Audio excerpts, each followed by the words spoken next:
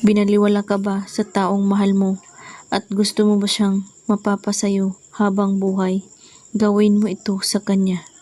Ang kailangan mo dito, buo ang iyong paniniwala, walang ibang iniisip at pagdududa.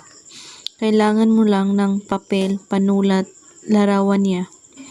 Isulat mo sa papel ang pangalan niya at apelyido. At sa baba ng pangalan niya, isulat mo ito.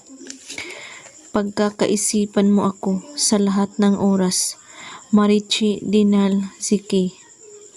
At pagkatapos mong maisulat, kunin mo ang larawan niya at hawakan ito at iisipin mo siyang mabuti at banggitin ito. Pangalan niya, pagkakaisipin mo ako sa lahat ng oras, Marichi Dinal Ziki. 3 times ito ulit-ulitin sa pagbigkas. At pagkatapos, sunugin mo ang larawan niya at ang abo nito, ilagay ito sa iyong papel na sinulatan at itupi ito hanggat ito ay mabalot ang abo sa papel. Hawakan sa iyong dalawang kamay ang papel at sambitin mo ito. Nais kong tulungan mo ako. Tutuparin mo ang hiling ko at magpapasalamat ako.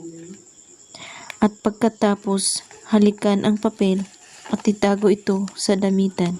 At kapag magpaparamdam na siya sa iyo o mangyayari na, kunin mo ang papel at sunugin mo ito at hindi ka na niya titigilan. Gawin ito kahit anong oras at araw, basta't buo ang inyong paniniwala sa paggawa at walang ibang iniisip at pagdududa. At kung may katanungan po kayo ay magko-comment lang po sa baba. Maraming salamat sa panonood. May God bless us all.